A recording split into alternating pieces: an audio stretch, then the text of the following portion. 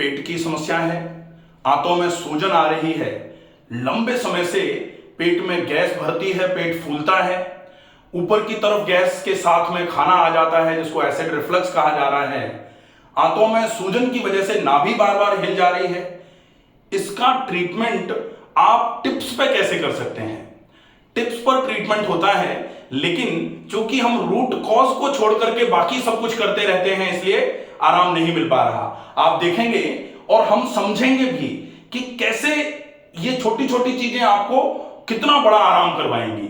ठीक है, हम ये भी देखेंगे कि आंतों को साफ करके अगर हमने रख लिया तो कैसे करके वो हमारे पूरे के पूरे शरीर को स्वस्थ रखने के लिए बहुत अच्छा और बहुत सुलभ सा साधन बनेगा। सबसे पहले हम देखें कि हम जो खाना खाते हैं, खाना ये हमारा मुंह है, खाना हमने खाया, मुंह के माध्यम से खाना ग्रास नली से होते हुए आहार नाल से होते हुए, ये आहार नाल है, आहार नाल से होते हुए खाना कहां आया? ये आमाशय है, आमाशय। आमाशय को क्या बोलते हैं? गैस्टर। गैस्टर, इसको गैस्ट्राइटिस क्यों बोला जाता है? गैस्ट्राइटिस जो लोग एंडोस्कोपी करा रहे हैं उनको गैस्ट्राइटिस की प्रॉब्लम है। एंट्रल गैस्ट्राइटिस, यहां पर गैस्ट्राइटिस हो जाए, पूरे बॉडी में गैस्ट्राइटिस हुआ तो ये गैस्ट्राइटिस हो गया। फंडल गैस्ट्राइटिस, ऊपर की तरफ गैस्ट्राइटिस हो जाए तो पेन गैस्ट्राइटिस, मतलब यहां से लेकर के यहां पूरे हिस्से में गैस्ट्राइटिस हुआ तो पेन गैस्ट्राइटिस बोला जाता है। इरोसिव गैस्ट्राइटिस का मतलब है पूरे के पूरे आमाशय में, गैस्टर में, क्योंकि ये क्या है? गैस्टर। इसको क्या बोला जाता है? आमाशय भी इसी को कहते हैं और स्टमक भी इसी को कहते हैं। तो स्टमक या गैस्टर या आमाशय में अगर इरोजन हो जाए तो इसको गैस्ट्राइटिस बोला जाता है। फिर ये है अपनी छोटी आंत, ये डियोडिनम हो गया यहां से, फिर जेजुनम और इलियम, ये तीन पार्ट जो है ना, डियोडिनम, जेजुनम और इलियम, ये जो है ना, ये तीनों को मिलाकर के स्मॉल इंटेस्टाइन बोला जाता है। स्मॉल इंटेस्टाइन को क्या बोलते हैं? एंटेरॉन। एंटेरॉन में अगर आइटिस, इन्फ्लेमेशन हुआ तो क्या होता है? एंटेराइटिस। एंटेराइटिस मतलब ये जो छोटी आंत में अगर इन्फ्लेमेशन हुआ तो सूजन की जब भी बात आती है तो एंटेराइटिस ही मानी जाती है। लेकिन अगर सूजन, एसिडिटी और गैस, पेट फूलने के साथ है तो फिर प्रॉब्लम हो जाती है गैस्ट्रो एंटेराइटिस, मतलब आमाशय और छोटी आंत दोनों में इन्फ्लेमेशन हुआ है, दोनों में सूजन आई है, इसकी वजह से गैस्ट्रोएंटेराइटिस बोला जाता है। अब ये हो जाता है, इलियम है ये छोटी आंत और ये सीकम बड़ी आंत का हिस्सा है, इसको बोलते हैं इलियोसीकल जंक्शन। इलियोसीकल जंक्शन जो राइट साइड पे नीचे की तरफ होता है, यहां ऐसे करके अपेंडिक्स भी होती है। अगर अपेंडिक्स का दर्द आ रहा है या यहां राइट साइड में नीचे की तरफ दर्द जा रहा है तो इलियोसीकल जंक्शन में यहां मल इकट्ठा होना चालू हो जाता है, जिसकी वजह से यहां सूजन होना चालू हो जाती है। फिर ये है असेंडिंग कोलोन, बड़ी आंत को कोलोन बोलते हैं, बड़ी आंत, लार्ज इंटेस्टाइन को कोलोन भी बोला जाता है।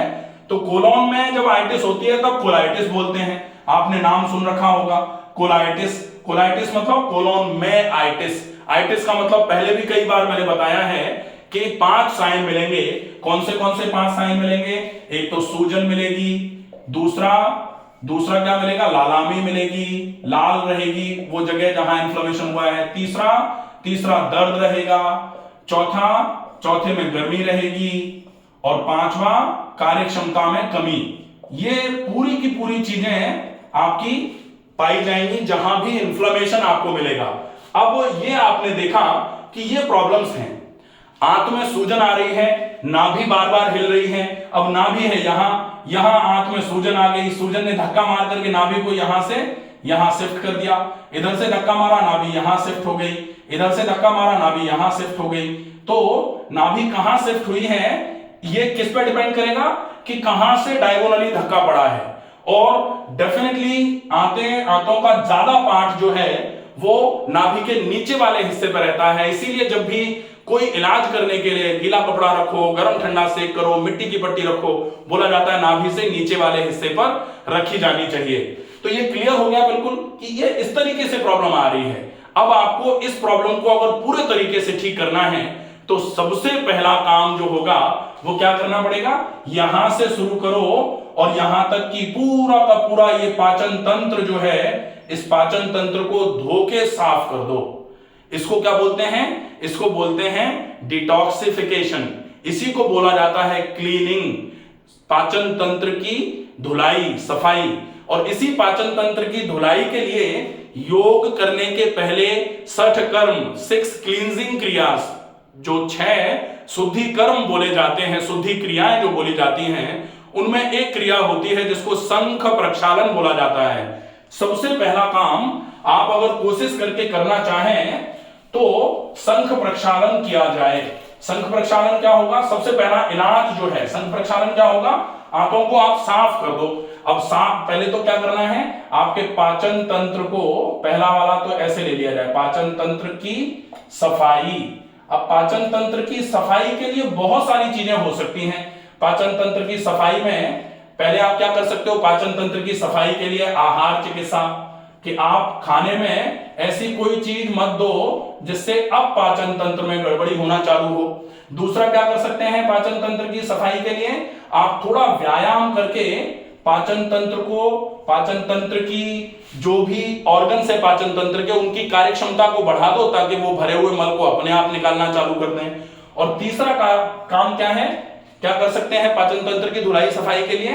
आप पाचन तंत्र की जो भी पूरे पाचन तंत्र के अंग हैं उनको एक्सटर्नली थोड़ा सपोर्ट कर दो, एक्सटर्नली थोड़ा सपोर्ट कर दो, ताकि पाचन तंत्र एक बार भरे हुए मल को तो साफ करे। एक बार भरा हुआ मल आपने थोड़ा बाहर से सपोर्ट करके निकलवा दिया, दूसरे नंबर पे फिर आप बाद में चल के व्यायाम और आहार चिकित्सा करके पाचन तंत्र की क्षमता को बढ़ाने का काम कर लें, ताकि भविष्य में इस तीसरे वाले की आपको आवश्यकता नहीं पड़े। क्योंकि क्या कहा जाता है नेचुरोपैथी में, क्या कहते हैं?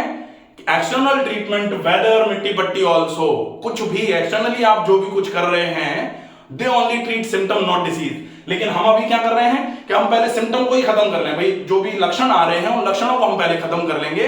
लक्षण जैसे जैसे खत्म होंगे आगे चल के बीमारी को जड़ से खत्म करने के लिए हम इन दोनों चीजों पर पूरे तरीके से फोकस करेंगे।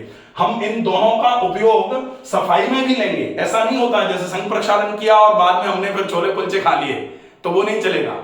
तो ये ध्यान देना है कि फिर बाहर से थोड़ी हेल्प लेना। अब बाहर से थोड़ी हेल्प में जो सफाई के लिए हम काम में ले सकते हैं वो क्या है?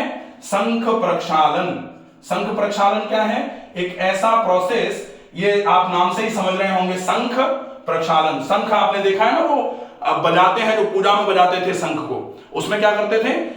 शंख को बजाने के पहले, शंख ब्लो करने के पहले उसमें मुंह से पानी डाला जाता था और ऐसे पकड़ करके ऐसे हिला के टेल पार्ट से पानी को निकाला जाता था।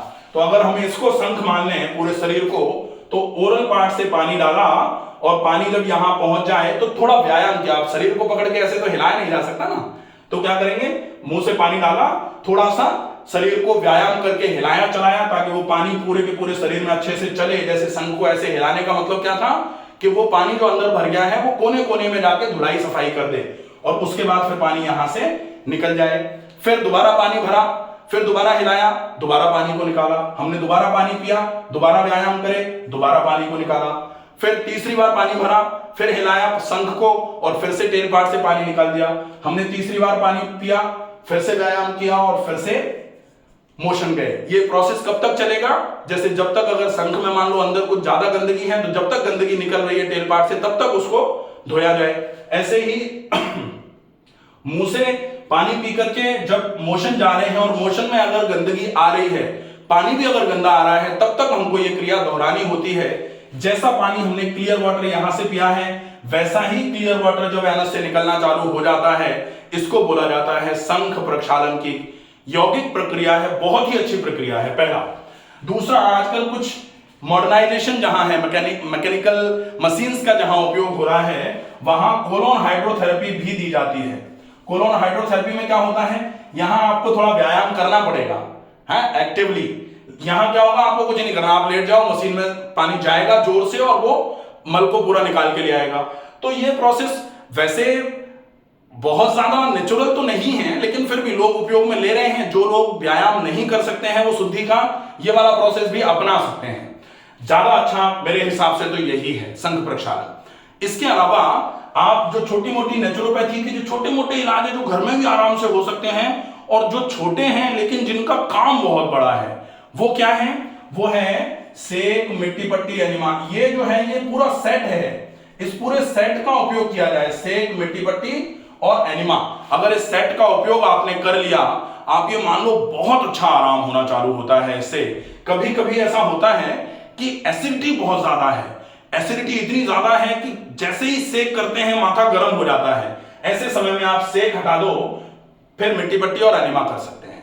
मिट्टी पट्टी और एनिमा हो जाएगा। मिट्टी पट्टी एनिमा क्या करेगा, आंतों में भरे हुए सारे मल को आते सिकुड़ करके, मल को निचोड़ करके बाहर करेंगे। मिट्टी पट्टी बाय डॉक्टर रमाकांत शर्मा, पूरा वीडियो है, आप उसमें देख सकते हैं क्या होगा।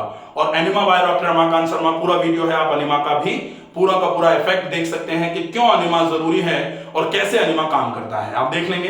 ठीक है, तो ये इलाज बहुत उपयोगी रहेगा। अब ऐसी चीज जो आप जैसे मान लो आप कहें कि नहीं संघ प्रक्षालन हमसे होगा नहीं, या फिर आपका बीपी भी ज्यादा रहता है और पेट में ज्यादा जलन भी रहती है, तो बीपी में आप नमक के पानी से संघ प्रक्षालन नहीं कर सकते हैं। एसिडिटी ज्यादा है तो आप त्रिफला के पानी से भी नहीं कर सकते हैं। अगर मान लो बहुत ज्यादा ही एसिडिटी रहती है, अल्सर जैसे केस भी होते हैं, तो फिर हम मुलेठी के पानी से संघ प्रक्षालन कराते हैं, मुलेठी का पाउडर पानी में घोल करके, क्योंकि मुलेठी जो है एंटी अल्सर मानी जाती है, अल्सर को हील करने का काम करती है। और गंदगी को पूरे तरीके से धोने के लिए पानी का उपयोग आप करके तो कर सकते हैं मुलेठी के पानी से संघ प्रक्षालन, अल्सर या सीवियर एसिडिटी के केस में। लेकिन अगर आप चाहें कि नहीं हमको तो संघ प्रक्षालन करना ही नहीं है, या फिर हमको कोई वैसी चीज दे दो चूरन चटनी, हमको एनिमा भी नहीं लेना है। कई सारे लोग आते हैं हमारे पास ऐसे, नहीं हमको एनिमा नहीं लेना, आप तो कोई चूरन चटनी या कुछ ऐसी सिरप दे दो, ऐसी कोई दवाई दे दो, कोई काढ़ा दे दो जिससे पेट साफ हो जाए। तो बहुत अच्छा उपयोग आप कर सकते हैं। आप जैसे बहुत ज्यादा अगर एसिडिटी नहीं है, क्योंकि हरड़ थोड़ी एसिडिटी तो कराती है, हरड़ का उपयोग अगर आप करेंगे निश्चित ही पेट की धुलाई बहुत अच्छे तरीके से हो सकती है।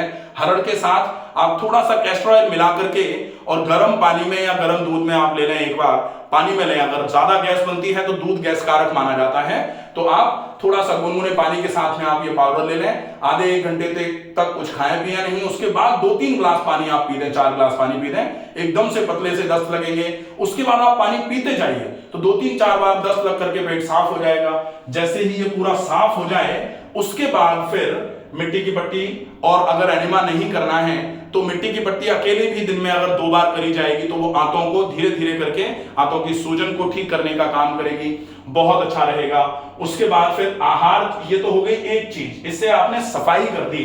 क्योंकि हम क्या पहले कर रहे थे, हम सोच रहे थे पाचन तंत्र की सफाई, पहला वाला पार्ट तो यही था कि पाचन तंत्र की सफाई हम कर रहे हैं, पाचन तंत्र की सफाई कर दी। अब दूसरे नंबर पर पाचन तंत्र की जब सफाई हो जाएगी, तब फिर पाचन तंत्र को मजबूत करने के लिए आपको क्या करना है। अब पाचन तंत्र को मजबूत करने के लिए बहुत अच्छा रहेगा आहार, चिकित्सा और व्यायाम का कोलैबोरेशन। अच्छा खाना और खूब अच्छा व्यायाम। अच्छा खाना मतलब जो बहुत जल्दी पच जाता है ऐसा खाना, और व्यायाम में जो व्यायाम आपके पाचन तंत्र की क्षमता को बढ़ाने का काम करें, वो व्यायाम। तो इसके लिए हम वीडियो में पार्ट 2 वीडियो देख लेंगे कि किस तरीके से आप अपनी आंतों को, अपने पाचन तंत्र की समस्या को ठीक कर सकते हैं। इसके लिए ये तो हमने अभी तक देखा कि ये एम बना करके आपने पूरा सफाई कर ली।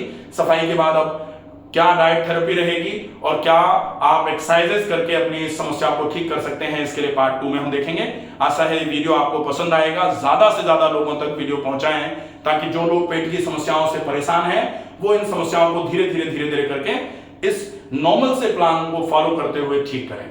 स्वस्थ रहिए, सुरक्षित रहिए, धन्यवाद।